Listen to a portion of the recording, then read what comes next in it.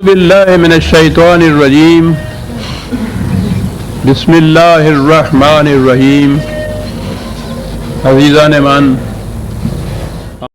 1983 کی 25 تاریخ ہے اور درس قرآن کریم کا آغاز سورہ واقعہ کی آیت 20 سے ہو رہا ہے، 56/20۔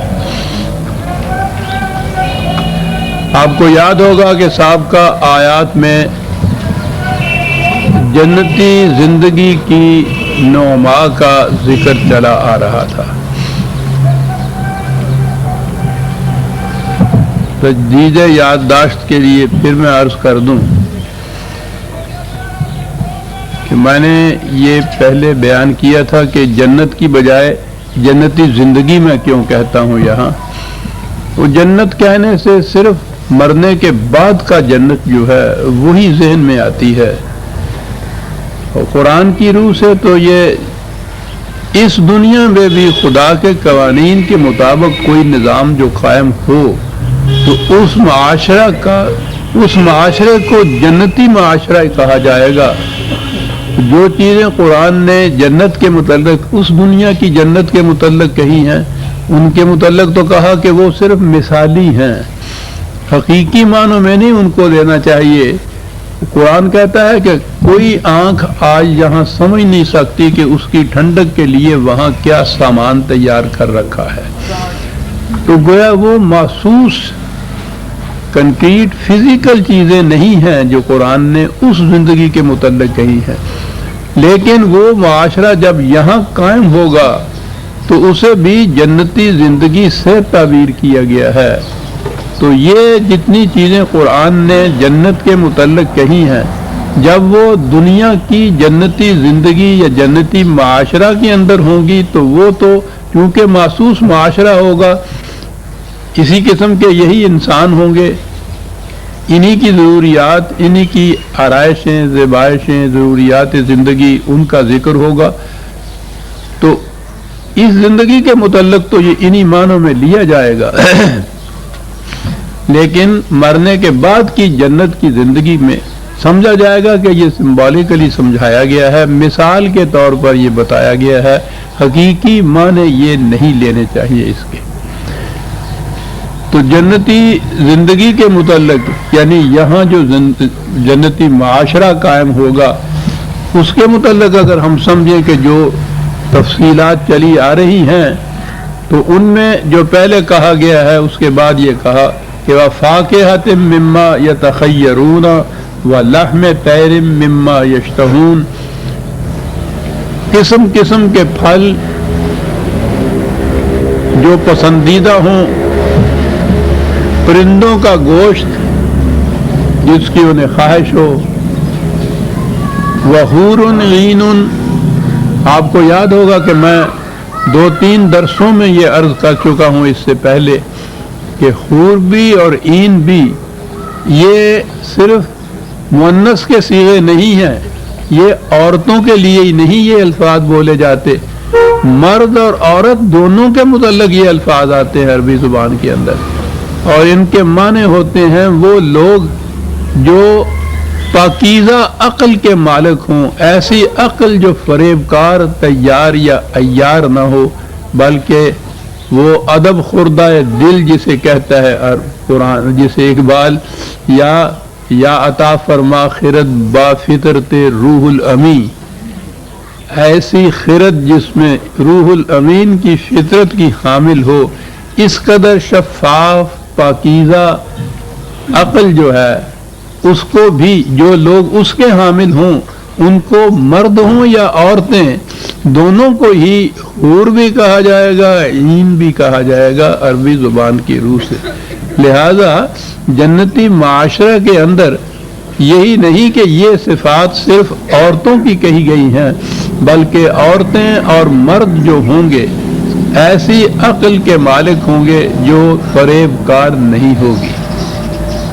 تو عقل بہت بڑی نعمت ہے، حیوان اور انسان کے اندر مابہل امتیاز چیز تو یہی عقل اور فکر اور علم اور شعور اور تدبر، یہی چیزیں ہیں لیکن عقل تو ایک صلاحیت کا نام ہے، جیسے قوت انسان کی ایک صلاحیت ہے. اب اس کے بعد اس صلاحیت کا استعمال ہے جو اس کو قابل ستائش بھی بنا دیتا ہے، ملعون بھی بنا دیتا ہے.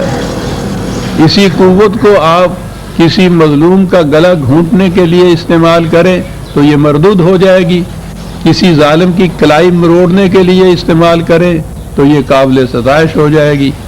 اسی طرح سے عقل بھی ایک صلاحیت کا نام ہے.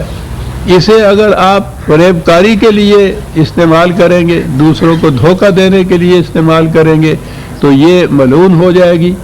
اور اگر اسی عقل سے آپ اس قسم کا معاشرہ قائم کریں گے جس میں یہ جنتی چیزیں قرآن دے رہا ہے، یہ عقل و فکر کی روح سے یہ سب چیزیں ہوں گی، تو یہی عقل جو ہے یہ وہ عقل ہوگی جسے قرآن نے کہا ہے کہ وہ فریب کار نہیں ہوگی، صاف اور شفاف ہوگی.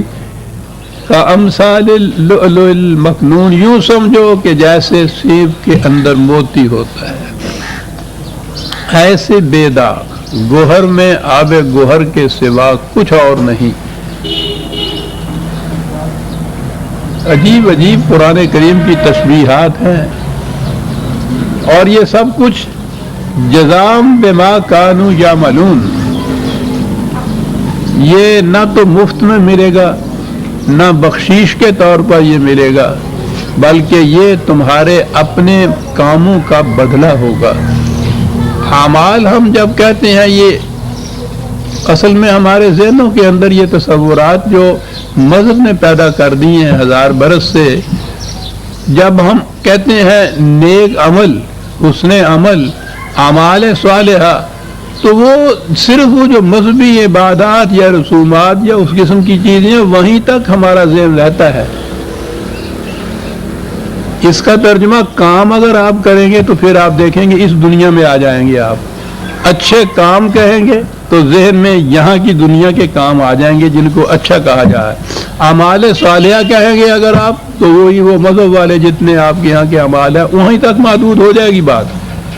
اس کا تعلق آپ کی اس زندگی سے نہیں رہے گا، کیریکٹر سے نہیں رہے گا، اخلاقیات سے نہیں رہے گا. وہی جو ان کی عبادات اور اس کی رسومات وغیرہ ہے وہیں تک یہ محدود ہو جائے گی بات. یہی وجہ ہے کہ یہ جو قرآن کی اصطلاحات ہیں ان کا یا تو ان کا مفہوم بیان کیا جائے، اور یا اگر اپنے روزمرہ کے استعمال میں جو الفاظ ہمارے آتے ہیں ان میں اگر اس کا ترجمہ کیا جائے تو پھر بات سمجھ میں آ جاتی ہے. اچھے کام کہنے سے بات اور ہو جاتی ہے، نیک عمل یا اعمال صالحہ کہنے سے آپ دیکھیے ذہن دوسری طرف چلا جاتا ہے.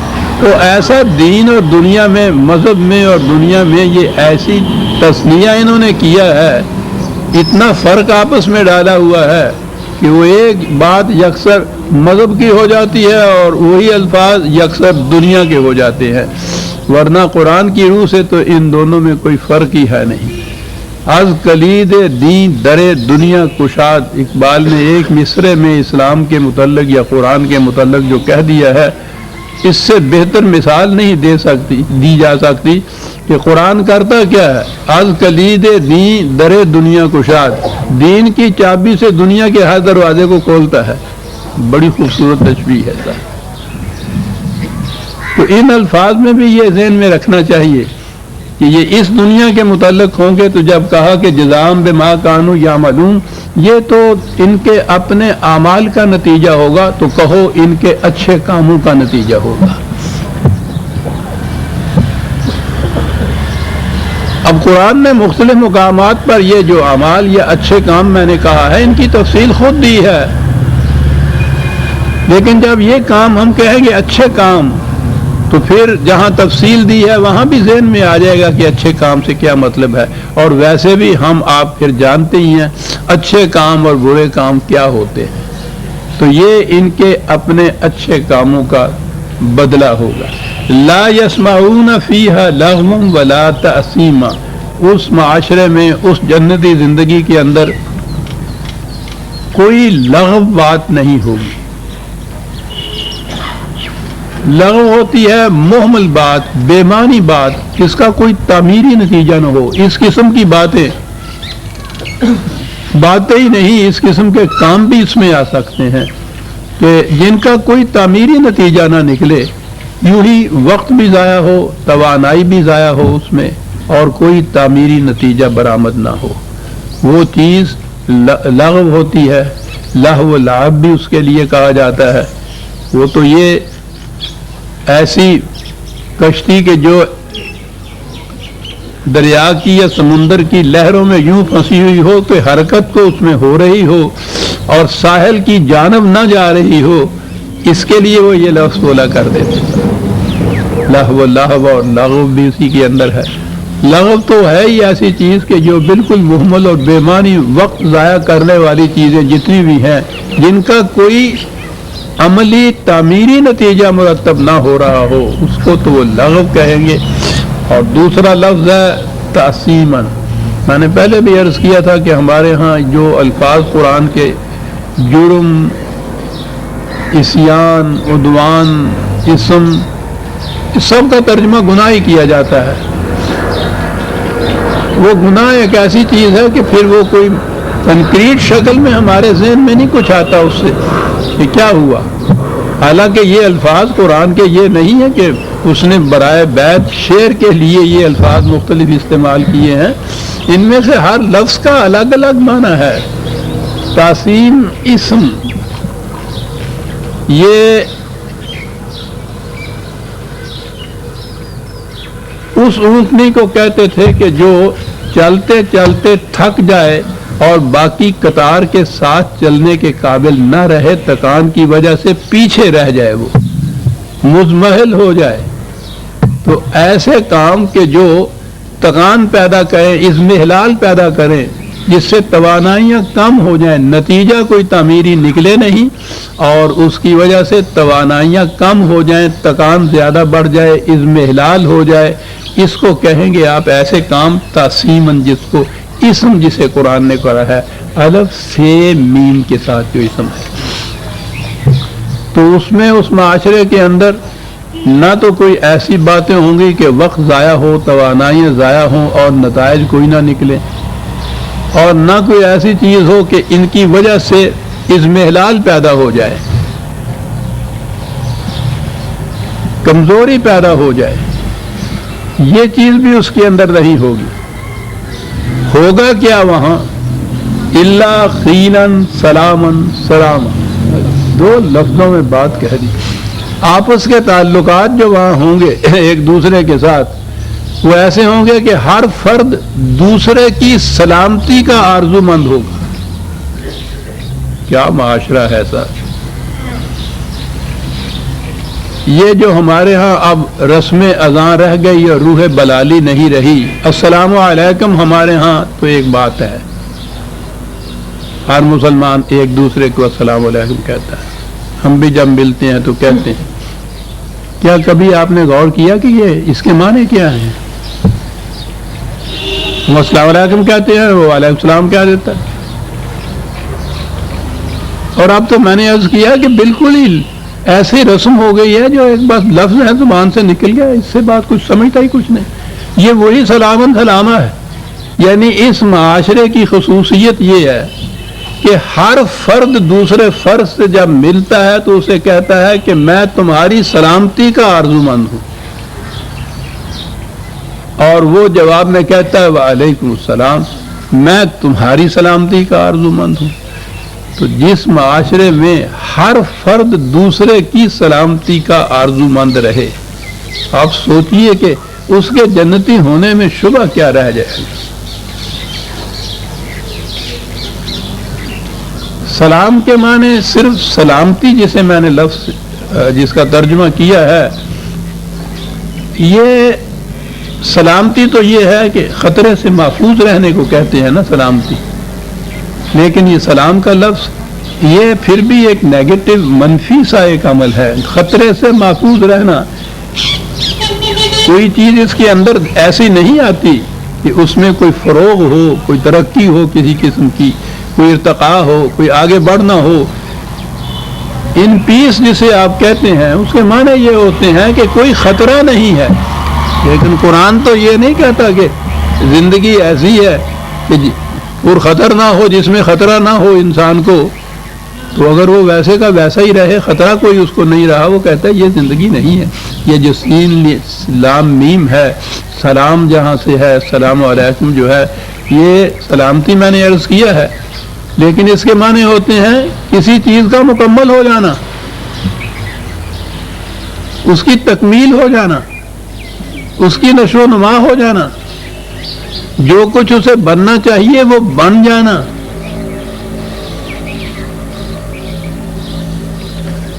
یہی سے اسلام ہے۔ اسلام اس نظام زندگی کا نام ہے کہ جس میں ہر قسم کے خوف اور حزن سے انسان محفوظ رہے، اور جو کچھ انسان نے بننا ہے وہ کچھ بن جائے۔ اقبال کے الفاظ میں قرآن کیا کرتا ہے؟ آنچ حق می خواہد آن سازت ترا، خدا جو چاہتا ہے کہ تو اس قسم کا بن جا، قرآن تمہیں اس قسم کا انسان بنا دیتا ہے۔ یہ سلام ہے، یہ اسلام ہے، یہ سلامن سلامہ جو قرآن نے کہا یہ وہ ہے۔ یہ وہ تھا کہ جس کے لیے کہا گیا سمبالیکلی کہ ملو تو ایک دوسرے سے کہو السلام علیکم، تمہاری سلامتی کا بھی خواہش مند ہوں، اور تمہاری نشو و نما کے لیے بھی جو مجھ سے ہو سکے گا وہ میں کروں گا، تمہاری تعمیر کی خاطر، تمہاری تکمیل ذات کی خاطر میں یہ کچھ کروں گا۔ کیونکہ انسانی زندگی کے اندر تو باہمی تعاون سے ایک بات سب کچھ ہوتا ہے، ایک دوسرے کا تعاون، جس کو کسی چیز کی مدد کی ضرورت ہے دوسرا وہ اس کی مدد کرتا ہے، اس کو اس کی ضرورت ہے یہ اس کے لیے تکمیل کی باعث بنتا ہے۔ تو یہ سارا پروسیس جو ہے، طریق جو ہے، اسے سلام کے لفظ سے تعبیر کیا جاتا ہے۔ عربوں کے ہاں بھی یہی کرتے تھے، قرآن نے اسی کو سلام کہا ہے، یہیں سے اسلام ہے، یہیں سے مسلم ہے، وہ جو ہم آپ مسلمان کہتے ہیں تو وہ مسلم ہے یہیں سے، اور یہی وہ چیز ہے کہ جو السلام علیکم کے اندر کہا کہ وہ زندگی ایسی نہیں ہوگی جس میں کسی قسم کی لغو بات ہو یا ایسی چیزیں ہوں کہ جو اضمحلال کا باعث بن جائے، یعنی جیسا ہے اس سے بھی کمزور تر ہو جائے، یہ نہیں، بلکہ اس میں ہر فرد دوسرے فرد کی سلامتی اور اس کی تکمیل ذات کی آرزو اپنے دل میں رکھے گا، اور اس کے لیے جس قدر ممکن ہوگا وہ کوشش کرے گا، اور ہر فرد جو ملے گا وہ ایک دوسرے سے کہے گا کہ میں تمہاری سلامتی اور تکمیل ذات کا آرزو مند ہوں، اور دوسرا بھی جواب میں کہے گا کہ وعلیکم السلام، میں بھی اسی طرح سے آرزو مند ہوں تمہاری سلامتی کا، تمہاری تکمیل ذات کا۔ میں نے جیسا عرض کیا عزیزان مان، ان لفظوں سے آپ دیکھیے کہ قرآن کس قسم کا معاشرہ قائم کرنا چاہتا ہے۔ جو آج کل ہم نفاذ اسلام یا نظام اسلام کا نفاذ کہتے ہیں وہ یہ چیزیں ہیں۔ اس قسم کی کوئی شکل پیدا ہو تو نظر آ جائے کہ ہاں واقعی ایک جنتی معاشرے کی تشکیل ہو رہی ہے، اسلامی معاشرے کی تشکیل ہو رہی ہے، جس میں ہر فرد دوسرے کے لیے سلامتی اور تکمیل ذات کا آرزو مند ہو، وہ یہ چیز ہے۔ قرآن ایسے افراد پیدا کرتا تھا جن سے ایسا معاشرہ متشکل ہو، جس سے ایسا نظام قائم ہو جائے جس میں ہر فرد دوسرے فرد کی سلامتی ہی نہیں بلکہ اس کی تکمیل ذات کا آرزو مند ہو اور اس کے لیے وہ کوشش کرے۔ قالوا سلام سلام، یہ تو ساری تفصیل آئی تھی السابقون السابقون کی، وہ جو پائنیئرز تھے اس نظام کو قائم کرنے کے لیے، سب سے پہلے آگے جانے والے جو لوگ تھے۔ جیسا میں نے عرض کیا تھا کہ یہ وہ لوگ تھے کہ جن کے حصے میں مشکلات اور مصائب اور صعوبات ہی آئی تھیں، بڑے ایثار اور قربانیاں انہوں نے دی، اور معاشرہ بھی یہ قائم بھی نہیں ہوا تھا۔ اس معاشرے کے قائم کرنے کے لیے اس قدر مشکلات کا صعوبات کا سامنا کیا، اور ان میں سے تو بیشتر ایسے تھے جن کی زندگی میں معاشرہ یہ قائم بھی نہیں ہوا تھا، وہ اسی کوشش کے اندر انہوں نے جان دے دی۔ لیکن یہ یہاں وہ رہے یا اس کے بعد کی زندگی میں جائیں. جب میں نے عرض کیا ہے کہ زندگی تو ایک تسلسل کا نام ہے. یہ ٹرم مجھے پسند آئی جو لائف آفٹر ڈیتھ ہم کہتے ہیں. ایرک فرام نے یہ ٹرم استعمال کی, لائف آفٹر لائف, یہ زیادہ بہتر ہے.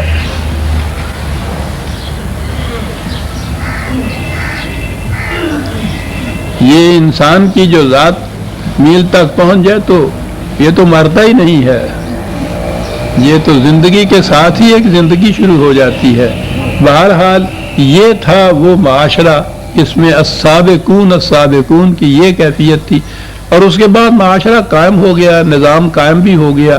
اب جو اس میں رہنے والے ہیں ان کا فریضہ اس نظام کو مستحکم کرنے کا ہے, فروغ دینے کا ہے, ترقی دینے کا ہے. ان کو بھی کہا اصحاب الیمین, برکت والے لوگ جن کے حصے میں ہر قسم کی برکات آئیں گی. شاید آپ کو یاد ہوگا کہ میں نے برکت کے معنی بتائے تھے. بڑے جامع الفاظ تھے اس زبان کے جو قرآن نے اپنے ہاں لے لیے. ایسی کوئی چیز کہ جو اپنے مقام کے اوپر مستحکم طور پر کھڑی بھی ہو اور نشو و نما بھی پا رہی ہو, دونوں صفتیں اس کے اندر ہوں, اپنے مقام پہ جم کے کھڑی بھی ہو اور ساتھ ہی اس کے وہ ابھر بھی رہی ہو, نشو و نما بھی پا رہی ہو, ارتقاء بھی اس کے اندر ہو, اور وہ پاؤں جمع ہوا ہو ایک مقام کے اوپر. تو جیسے پودے کی مثال میں نے دی تھی, درخت کی مثال میں نے دی تھی کہ جڑیں اس کی مضبوط ہوتے ہیں اپنے مقام کو. اصلھا ثابت و فرعھا فی السماء, قرآن کہتا ہے کہ جس کی جڑیں محکم طور پر زمین میں گڑی ہوئی ہوں اور اس کی شاخیں فضا میں جھولے جھول رہی ہوں, تو وہ اپنے مقام کے اوپر قائم بھی ہوتا ہے اور نشو و نما بھی پا رہا ہوتا ہے ساتھ. یہ ہے جو خصوصیت بتائی برکت یا یمین کی. تو یہ وہ لوگ ہوں گے جو اس معاشرے کے پھر قیام کے بعد اس کے استحکام اور اس کے فروغ اور ارتقاء کا موجب بنیں گے. فی صدر مخضود و طل منضود و ذل ممدود. کیا بات ہے سر, اور ہم سچے تھے جو کہتے تھے کہ سمجھ میں ہمارے نہیں آتا, نہ ہم اس کو شاعری کہہ سکتے ہیں نہ نثر کہہ سکتے ہیں, یہ تو اسلوب بیان ہی کچھ اور ہے, ان کی سمجھ میں نہیں آتا تھا. اور بات ٹھیک بھی ہے, وہی کی تو بات ہی اور ہے. جینیس جو ہے یہ نیٹشے نے لکھا ہے, آخری کتاب جب اپنی وہ لکھ رہا تھا 10 سیٹ ذرا تشترا, عجیب شخص تھا یہ, بہت بڑا جینیس تھا ان کے یہاں کا. تو وہ اس نے یہ چیز گئی, وہ عجیب قسم کی, وہ جرمن زبان میں تو لکھی ہوگی, ہمیں تو پتہ نہیں, ہم نے تو اس کا ترجمہ ہی پڑھا ہے. تو اس زمانے کے جو ادیب تھے, جو اس زمانے کے صاحب تصنیف تھے, وہ بھی کہتے تھے کہ یہ کچھ عجیب قسم کی زبان لکھ رہا ہے. تو اس نے یہ بات کہی تھی کہ یہ جو چیزیں کشف و الہام سے ہوتی ہے, سریر خامہ نوائے سروش ہے جسے غالب نے کہا ہے, وہ کہتا ہے کہ یہ انٹیوشن کہہ لیجئے ان کے, وہی تو وہ کہہ نہیں سکتا تھا کہ یہ جو اس طرح سے خیالات آتے ہیں ان کے اظہار کے لیے زبان بھی ایک مختلف ہوتی ہے. اور واقعی جو اتنے بڑے بڑے یہ نابغہ یا جینیس گزرے ہیں, ان کے ہاں جو زبان بھی, یا زبان نہیں, اسلوب بیان جو استعمال ہوتا ہے وہ اس زمانے کے عام اسالیب سے بالکل ایک مختلف ہوتا ہے, ہٹا ہوا ہوتا ہے. تو قرآن تو وہی تھی, تو وہی نے تو زبان بھی جو استعمال کی ہے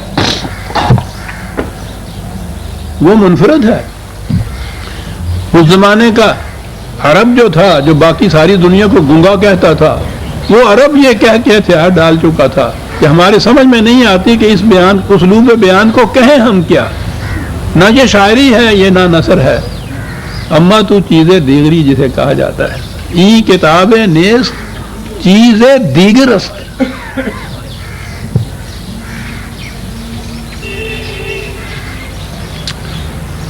صدر مخضود, ایسے عام طور پہ پھل بھی ہوتے ہیں ساتھ کانٹے بھی ہوتے ہیں. پھولوں میں تو عام طور پر یہ گلابی کو آپ دیکھ لیجئے کہ ایک پھول توڑنے میں پتہ نہیں کتنے کانٹوں سے بچنا ہوتا ہے. لیکن یہ کہا کہ یہ ایسے درخت جس کے پھل تو ہوں لیکن کانٹے نہ ہوں اس کے ساتھ.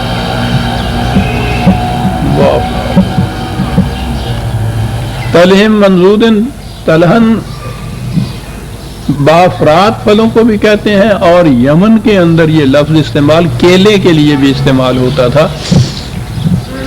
وہی ہوتا ہوگا کیلا، کیونکہ کیلا تو بہت زیادہ پانی چاہتا ہے، تو عرب والوں کو تو پانی پینے کو بھی نہیں ملتا تھا. لیکن بہرحال ان کے ہاں کے ایسے خطے ہوں گے ریاض وغیرہ کی قسم کے، تو یہ اس کے معنی یا تو ہے کثرت سے پھل، یا یہ کیلوں کے متعلق بھی کہا جاتا ہے. طے بطے جو ہوں گپھے لگے ہوئے. وَظِلٍّ مَمْدُودٍ، پھر وہی عرب مخاطب تھے نا سامنے، جن چیزوں کو وہ بے حد پسند کرتے تھے. سایہ ان کے لیے تو نعمت کبریٰ تھا، اور سایہ بھی پھر وہ یہ جھاڑیوں کا سایہ نہیں تھا، وہ پیلو کا سایہ نہیں تھا، جھاؤ کا سایہ نہیں تھا، بلکہ ذل ممدود، بہت دور تک پھیلا ہوا سایہ، قافلے کا قافلہ اس سایہ کے نیچے آ جائے،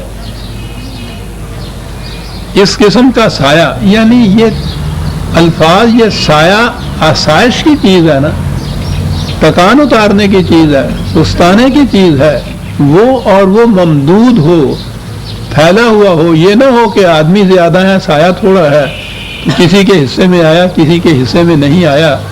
وہ تو ہر ایک کے حصے میں آئے گا، تو جب وہ جنتی معاشرہ بنے گا، کوئی ایک بھی محروم رہ جائے گا تو وہ جنت نہیں ہوگی. ذل ممدود وماء مسکوب، یہ لفظ پہلے آیا تھا، میں نے عرض کیا تھا. ماء معین تو پہلے آ چکی ہے، یہ چشمہ جاریہ چلا جا رہا ہے، یہ ٹھیک ہے.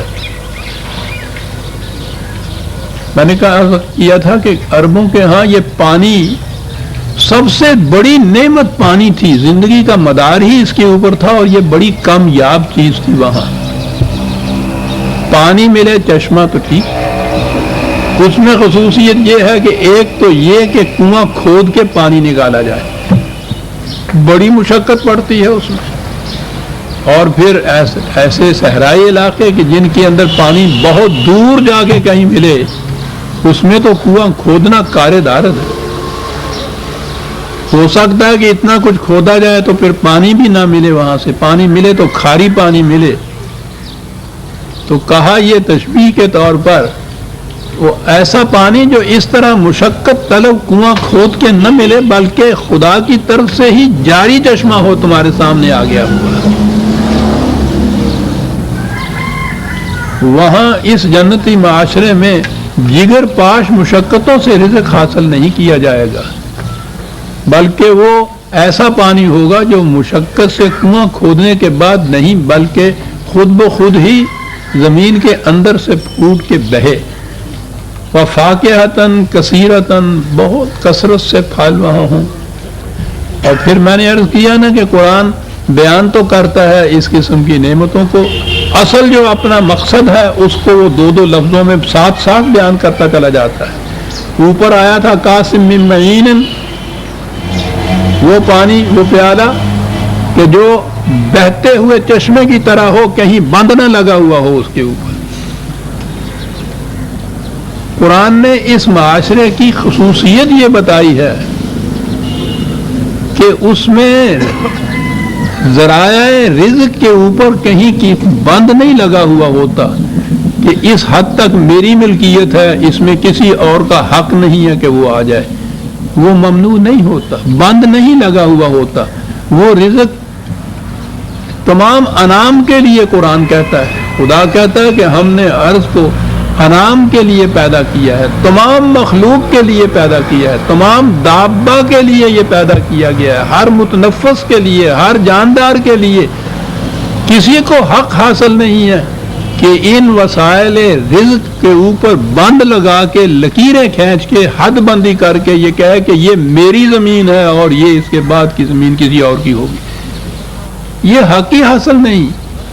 پرورش کے لیے، نشو و نما کے لیے یہ سامان دیا ہے، اور چیزوں کو تو معلوم نہیں. بہرحال ابھی تک اس دھوپ کے اوپر تو کوئی ایسا نہیں، ایسے بند نہیں لگے، ورنہ ان کے بس میں ہو تو اس کو بھی روک دیں کہ یہ بھی ہماری ملکیت ہے، کسی کو حق حاصل نہیں. ہوا کے متعلق بھی ابھی یہاں غنیمت ہے، اگرچہ پولیوٹ اتنا کر دیا ہے کہ جس قدر ہم ملوث ہیں جرائم کے اندر، یہ ہوا بھی ہمارے ہاں کی ان جراثیم میں ملوث ہے، صاف ہوا کا ایک سانس بھی ہمارے نصیب میں نہیں ہے۔ لیکن بہرحال زمین جو ہے اس کو تو اپنے قبضوں میں لیا ہوا ہے، اس پہ تو لکیریں کھینچی ہوئی ہیں، اس پہ تو ذاتی ملکیتیں بنی ہوئی ہیں۔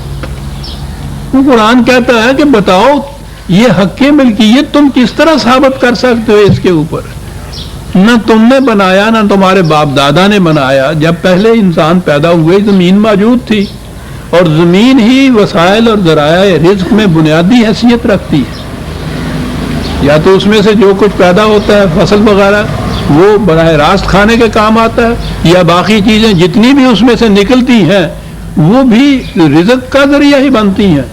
تو رزق کا بنیادی ذریعہ زمین ہے، ارض ہے، اور ارض کے متعلق قرآن نے بار بار کہا ہے کہ سواء للسائلین، یہ تمام ضرورت مندوں کے لیے یکساں طور پر کھلی ہوئی ہونی چاہیے، کسی کو حق حاصل نہیں ہے۔ زمین پہ ذاتی ملکیت کا سوال ہی قرآن کی روح سے پیدا نہیں ہوتا۔ انتظام اس کا ایسا کیا جائے گا کہ اس میں سے فصلیں زیادہ سے زیادہ اگیں، زیادہ سے زیادہ پیداوار ہو، لیکن تمام انسانوں کے لیے ہو۔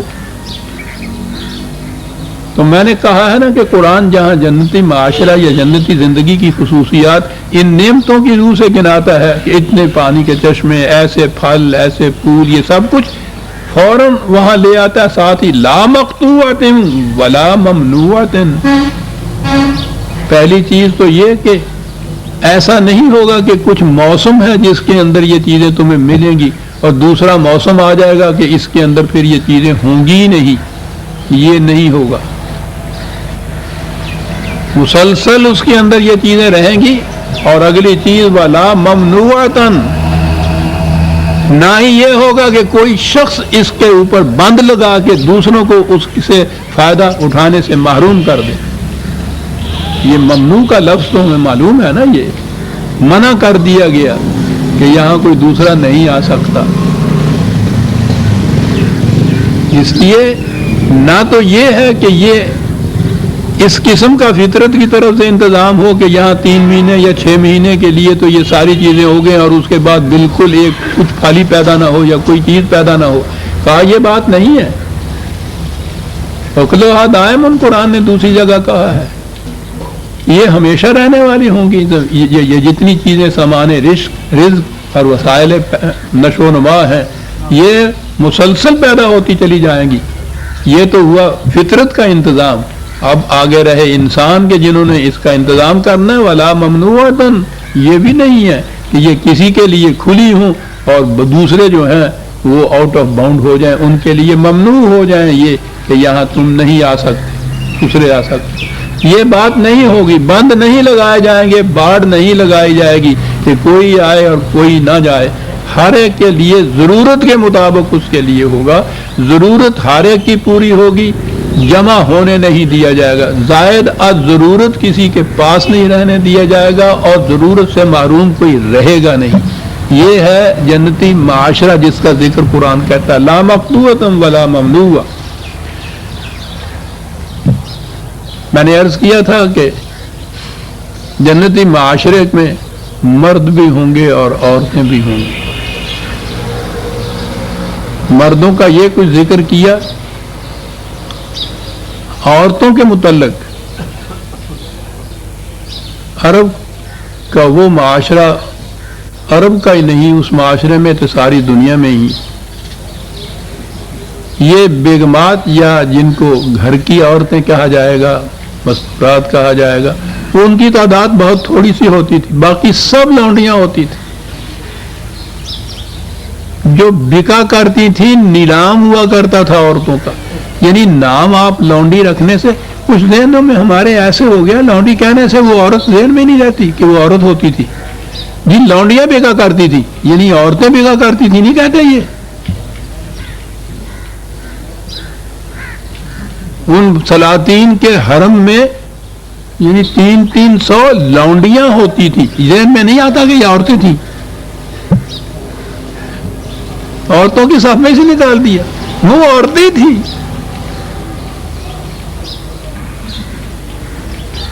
اس معاشرے کا ذکر کر رہا ہے، بلکہ یہ کہیے کہ تاریخ کے اس دور کا ذکر کر رہا ہے۔ یہ عرب کی خصوصیت نہیں تھی، جتنی بھی اس زمانے کی نام نہاد مہذب سلطنتیں تھیں ان سب کے اندر غلام اور لونڈیاں تھیں، اور ان کے ہاں تو بڑی بھرمار تھی۔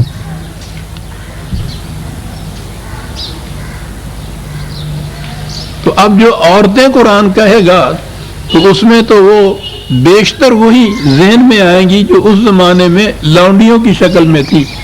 کہا کہ اس معاشرے میں یہ کیفیت نہیں ہوگی۔ فرشن مرفوعتن نہایت باعزت بیگمات ہوں گی، نہایت عمدہ فرشوں پر بیٹھی ہوئی۔ عورت کا مقام جو ہے اس کے متعلق بحثیں ہو رہی ہیں ہمارے ہاں، یعنی جیسے یہ کوئی اور صنف ہو، کوئی اور ہی مخلوق ہو تو اس کے متعلق مرد بیٹھے ہوئے یہ طے کریں کہ ان کا مقام کیا ہے، یعنی یہ انسان نہیں ہے۔ سوچیے تو صحیح کہ ہم نے یہ ملوکیت کے دور کی یہ جتنی بھی علامتیں ہیں کس طرح ہمارا ذہن ان کی گرفت میں آیا ہوا ہے۔ یہ نہیں ہے کہ ایک انسانی مسئلہ ہے، مرد اور عورت دونوں انسان ہیں، یہ دونوں ایک مسئلے کا حل دریافت کریں، یہ نہیں بات۔ عورتوں کے حقوق کا فیصلہ جو ہے یہ مرد کریں گے۔ وہی ذہن میں کہ لونڈیوں کے متعلق وہ جو مرد ہوتے تھے آقا وہ فیصلے کرتے تھے نا کہ انہیں کس حد تک آزادی دی جائے گی، کہاں ان کو پابندیاں لگائی جائیں گی، کہاں جانے دیا جائے گا، کہاں نہیں جانے دیا جائے گا، کہاں یہ بیٹھ سکیں گی، کہیں نہیں بیٹھ سکیں گی۔ یہ تھا نا اس دور کے اندر، مرد سب کچھ کرتے تھے ان کے متعلق۔ وہ تو بہرحال کو لونڈیاں تھیں، تو لونڈیاں تو نہ رہیں لیکن عورتیں تھیں نا، تو عورتوں کے متعلق ذہنوں میں یہی چیز چلی آ رہی ہے کہ مرد حاکم ہوتا ہے، مرد ان کے اوپر داروغہ ہوتا ہے، لونڈیوں کے اوپر ہوتا تھا نا۔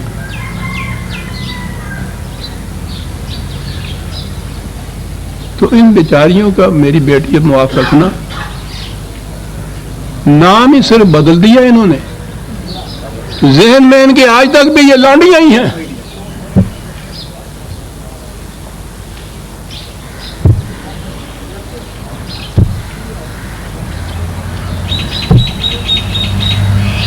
ان کے حقوق مرد متعلق نہیں، ان کو کہاں تک آزادی ملے گی مرد طے کرے گا۔ وہی تصور گیا نہیں ذہن سے۔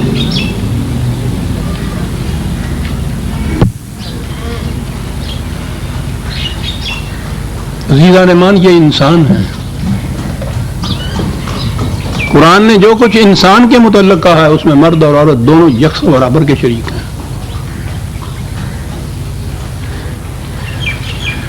یہ مومن اور مومنات، جو کچھ قرآن نے مومن کہہ کے کہا ہے وہ ان میں دونوں شریک ہیں۔ ان میں سے کسی کو یہ حق حاصل نہیں کہ دوسرے کے متعلق فیصلہ کرتا پھرے، ایک صنف کے متعلق۔ ایسے ہے جیسے کچھ اسپیشیز ہی الگ ہوتی ہے یہ، کہ ان کو کیا کیا اختیارات دیے جائیں، کیا کیا حقوق دیے جائیں، یعنی مالک تو یہ ہے ان حقوق کے۔ دیکھا نا آپ نے وہ آقا اور لونڈیوں والا جو تصور تھا کس طرح سے ہمارے تحت و شعور میں مضمر اور پوشیدہ چلا آ رہا ہے۔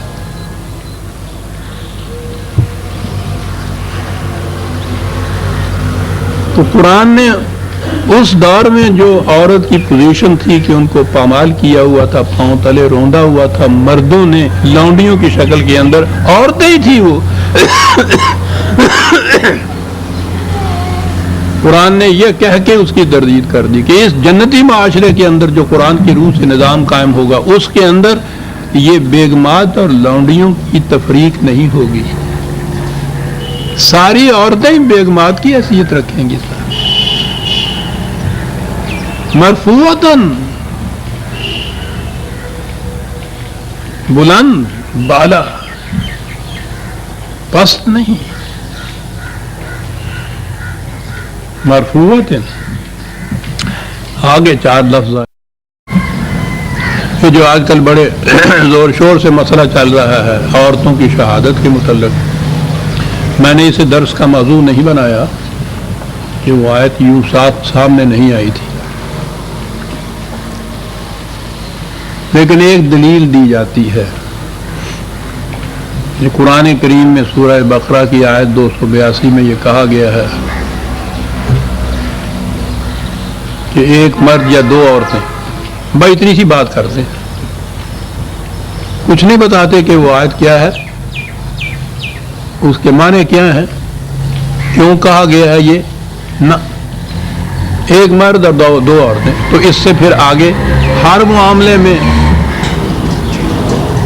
دو عورتوں کی شہادت ایک مرد کے برابر، یہ ہو گیا تو آدھے رہ گئی نا، تو اس کا ووٹ بھی آدھا، یہ اگر قتل ہو جائے تو اس کے خون بہا قیمت جو ہے خون کی وہ بھی مرد سے آدھی،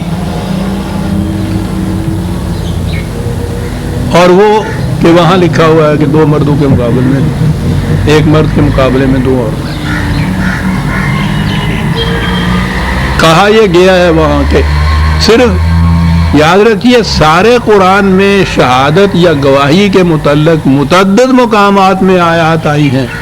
پہلی چیز تو یہ یاد رکھیے کہ کسی میں یہ نہیں کہا گیا کہ گواہ عورت نہیں ہو سکتی، صرف مرد ہو سکتا، کسی آیت میں قرآن کی۔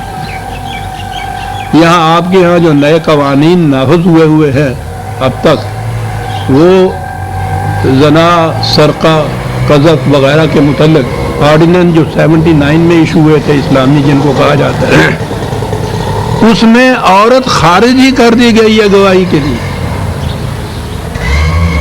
شرط اس میں رکھی ہوئی ہے کہ وہ میل ہوں گے، وہ مرد ہی ہو سکتے ہیں گواہ، عورت ہو ہی نہیں سکتی۔ یعنی کسی ماں کے سامنے کسی نے اس کے بیٹے کو آ کے ذبح کر دیا، قتل کر دیا، تو یہ ماں گواہ نہیں بن سکتی اپنی بیٹے کی اس موت کے، کیوں نہیں بن سکتی کہ جی یہ عورت ہے؟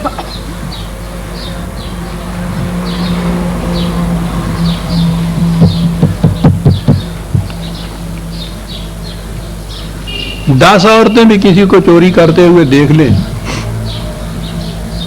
تو چوری ثابت نہیں ہو سکتی، کیونکہ گواہ مرد ہونا چاہیے، اور یہ تو عورتیں ہیں۔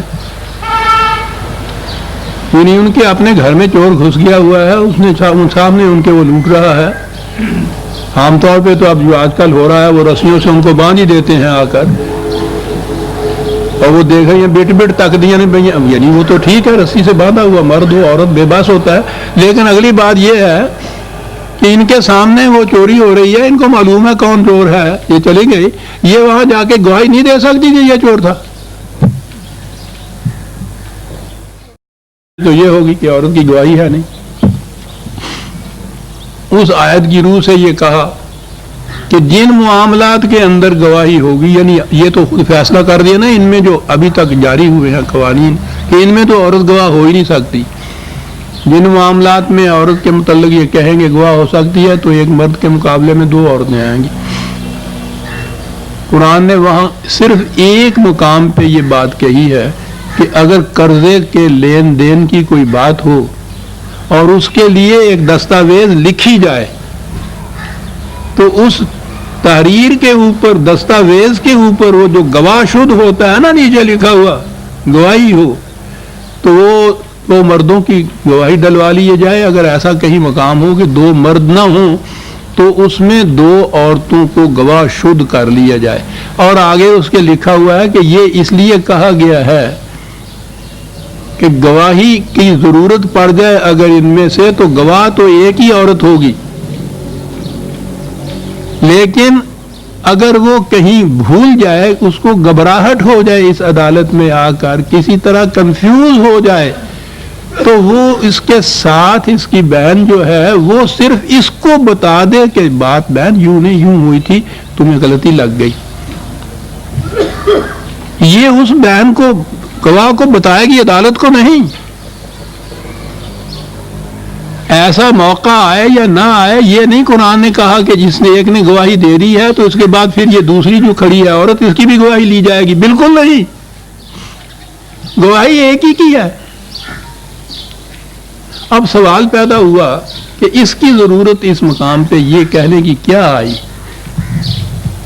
کہ اگر وہ کہیں اس کو کوئی گواہی کہیں کنفیوز ہو جائے، گھبراہٹ ہو جائے، بھول بھی جا سکتی ہے. تو ذلو ہے وہاں لفظ جو ہے قرآن میں جس کے معنی کنفیوز ہو جانا ہوتا ہے، گھبراہٹ ہوتی ہے.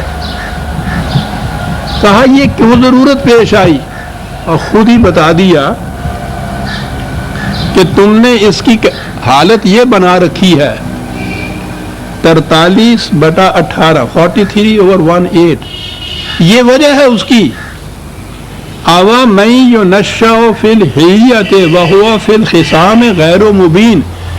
تم نے ان کو زیورات پہنا کے گڑیا بنا کے گھر میں باندھ رکھ کر حالت اس بیچاری کی یہ کر رکھی ہے کہ گھر میں اس کا اپنا کوئی کیس ہو تو یہ اس کو بھی صاف طور پر بیان نہیں کر سکتی. یعنی اس حالت میں تم نے اس عورتوں کو بنا رکھا ہے. تو جو اپنا معاملہ گھر میں بھی صاف طور پر بیان نہیں کر سکتی، گڑیوں زیورات میں پلی ہوئی، کیا بات ہے. قرآن کی ایک تشبیہ دے کے بات ختم کر دی. وہ تو پھر بھی 1400 سال پہلے کی بات تھی. ہمارے ہاں کی آج پردہ نشین مستورات جو ہیں ان میں سے کسی کو پہلے عدالت میں لے جائیے، اجنبی مرد، مجسٹریٹ بھی اجنبی، وکیل پھر ترجیح وہاں تجزیے کرنے والے فریق مخالف کھڑا ہے، اکیلی پردہ نشین عورت گھر سے نکال کے وہاں جا کے کھڑی کر دیجیے، پسینے چھوڑ جائیں گے اس کے، اوسان خطا ہو جائیں گے.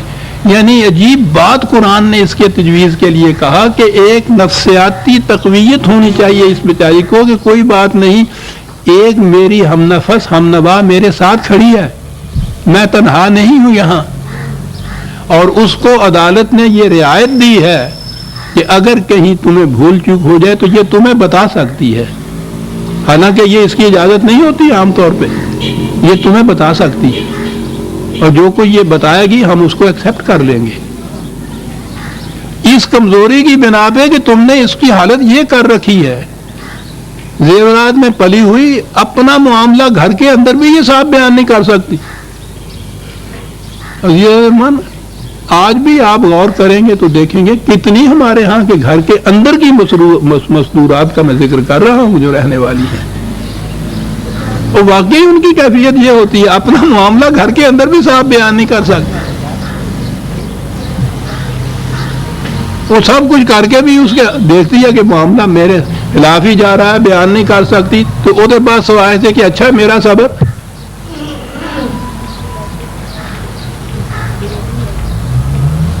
بیچاری یہ تو زیادہ کچھ کرتی نہیں ہے، اچھا میرا صبر میں کی کیا اللہ تے سنتا نا. آج بھی یہ حالت.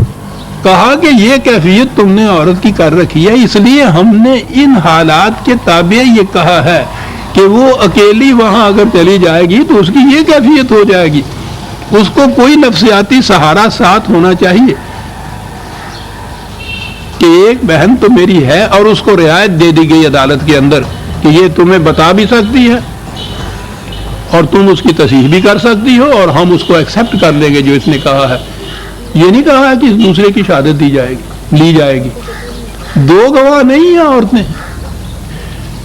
پوری آیت کوئی نہیں نہ کوٹ کرتا ہے نہ بتاتا ہے، اتنا ہی بتاتا ہے کہ صاحب اس نے کہا ہے کہ اگر دو مرد نہ ملیں تو ایک مرد دو عورتیں، لہذا دو عورتوں کی شہادت ایک مرد کی، اور دوسری کی شہادت کا ذکر نہیں قرآن کے اندر.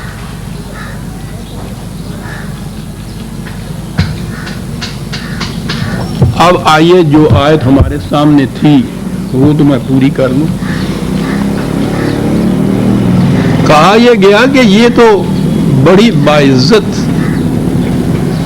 مرفوع بلندے کے مقام کے اوپر بیٹھنے والی یہ بیگ بات ان کے ذہن میں نہیں آ سکتا تھا. وہ لونڈیاں تھیں یا ان کے ہاں کی عورتیں تھیں، وہ ایک ہی سطح تھی قریباً عورت ہونے کی حیثیت سے. جو لڑکیوں کو زندہ زمین میں دفن کر دیا کرتے تھے، اب سوچیے تو صحیح کہ عورت کا مقام ان کے یہاں کیا تھا. کہا کہ یہ ہے جو کچھ تم نے عورت کو بنا رکھا. انا انشأناہن انشاء، قرآنی معاشرے میں ان کی اس طرح سے تربیت و تعلیم ہوگی کہ یہ کچھ کا کچھ بن جائیں گی، کیا بات ہے لفظ قرآن کا، یہ ایک نئی مخلوق بن جائیں گی. ہم ان کی اس طرح سے تربیت کریں گے، ایسی تعلیم ان کو دی جائے گی، ایسی تربیت دی جائے گی، ایسی نشو و نما کی جائے گی کہ یہ نہیں رہیں گی جو آج تمہارے سامنے ہے کہ تم نے ان کو لونڈیاں بنا کے گھروں میں رکھا ہوا ہے. یہ تو کچھ اور بن جائیں گی. کیا بن جائیں گی؟ فجعلناہن ابکارا، یہ ایک نئی مخلوق بن جائیں گی. کیا ہوگا اس مخلوق میں؟ عرباً، نہایت فصیح البیان ہو جائیں گی.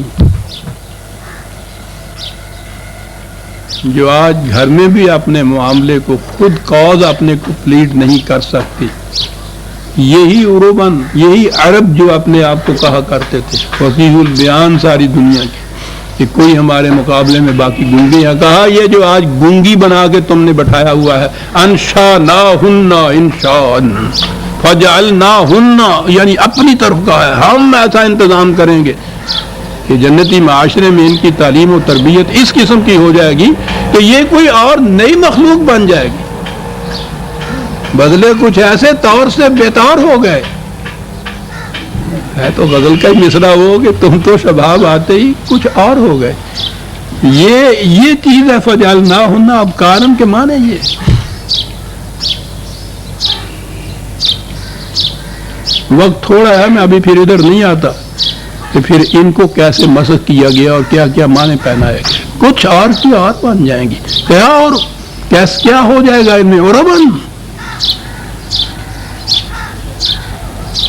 پوچھو ان سے کہ یہ لفظ جو ہے یہ کس چیز کی تردید کے لیے ہے؟ وہ جو کہا گیا تھا کہ اپنے معاملے میں بھی اپنے کاز کو بھی یہ پلیٹ نہیں اچھی طرح سے تیاری کر سکتی، اس کی ایسی تربیت کی جائے گی، تعلیم دی جائے گی کہ یہ مردوں کے مقابلے میں فصیح البیان ہوگی. اور اترابن، یہ اگلی بات جو اگر یہ مرد اور عورت کا ذکر ہے تو پھر یہ ہے کہ دونوں ہی ایک ہی مٹی سے پیدا ہوئے ہوں گے. یہ نہیں کہ یہ الگ مٹی سے پیدا ہوگی اور وہ الگ مٹی سے. ہم خیال، ہم مزاج، ہم طبیعت، ہم فکر، ہم گل جس کو کہتے ہیں محاورے میں، ایک مٹی سے پیدا ہوئے ہوں. اگر عورتوں کا ہی آپس میں ایک معاملہ ہے تو پھر اس حالت کی عورتوں میں حسد اور رشک اور رقابت یہ چیزیں تھیں. کہا یہ آپس کے اندر بالکل ہم مزاج اور ہم خیال ہوں گے. اس معاشرے کے اندر نہ مرد اور عورتیں مختلف مٹی کے بنے ہوئے ہوں گے، نہ عورتیں ایک دوسرے کے مقابلے میں مختلف مٹی کی بنی ہوئی ہوں گی. یہ سب ایک ہی مٹی کے بنے ہوئے ہوں گے. اور فصیح البیان یہ ایسی ہو جائے گی کہ اب جو آج گنگی بنا کے تم نے رکھ دیا ہوا ہے یہ نہیں رہے گی. لیا صحاب الیمین، یہ ہے بابرکت معاشرہ جس میں یہ کیفیت ہوگی عورت کی. وقت ہو گیا نہیں، ایک ہی آیت اور ہے، سلۃ من الاولین و سلۃ من الاخرین. ایک بڑی جماعت پہلوں میں سے، ایک بڑی جماعت بعد میں سے. یہ تاریخ کی بات ہے، لیکن یہ ہوگا جنتی معاشرہ. اس میں السابقون کا پہلے ذکر کیا، پھر اس کے بعد اس معاشرے کو برقرار اور قائم رکھنے والوں کا ذکر کیا، اور اس کے بعد اس کے برعکس ان کا ذکر کیا، بدبختوں کا، جو دوسروں کی محنت کے سرمایہ پر زندگی بسر کرتے ہیں. وہ کس قسم کے جہنم کے اندر ہوں گے اس معاشرے میں جب جنتی معاشرہ قائم ہوگا. سورہ واقعہ کی آیت 40 تک ہم آ گئے. ربنا تقبل منا انک انت السمیع العلیم. عزیزان ایمان، وقت کے متعلق ہم، آپ کو یاد ہے موسم کے ساتھ ساتھ ہم وقت بدل دیا کرتے ہیں. اب تقاضا ہوا ہے کہ وقت بدل دیا جائے، تو اگلے جمعے کو درس 9:30 بجے کی بجائے وقت ہوتا ہے شام کو لینا پڑتا ہے.